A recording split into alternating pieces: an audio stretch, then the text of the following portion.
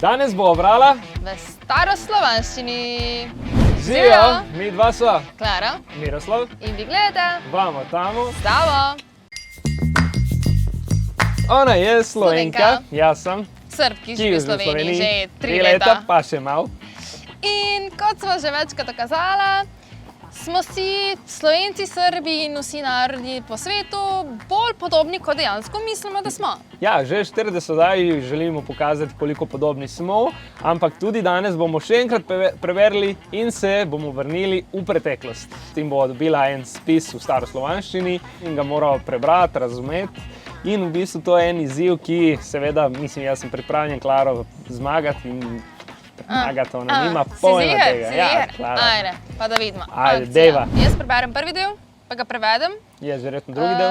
Ti drugi del ga prevedeš in pa bova tlele mava prevod prevod. in da vidimo, kdo je Kdo je boljši, približno ja. zadev. Prežde ubo Slovene ne imeo knjigo, no črtami in rezami, ne vem, kaj so rezami, čecoj gat tohom Japonščina, pogasni soče. Krsti više, že se više. rimskami i neke čudne črke tu pri nas ni. Grškimi pisemeni noždaho se pisati. Slovensku reč brez ustrojeni. Dobro, ajmo prevod, Klara, odlično, vidi, top si prebrala, jaz bi jokal, kako si prebrala. Da preden bodo Slovenci imeli neko knjigo, črke neki ne gre, bo sonce zašlo. Bo sonce zašlo. Da, krščanstvo že uporablja verjetno neke črke, zapise v rimski in grški, pač grško pisavo. In da se moramo Slovenci naučiti tudi slovensko pisati. Aceliju prošišiši, Miši. Vprosiši, slovenski je bukare, glagole, kdo uji pismena, storil esti ili knjigi, preložil to vsi vedeni. I odčavše rekodi sveti Konstantin, filozofi na recemui, kiri ti nem pismena stvari in knjigi preloži. I metodi brat jego. Aha, dok nisu upisali u slovenske bukvare, glagole, koji su pismena... Slovensko. Aha, ki so, ja sam pozabil, ki so pismena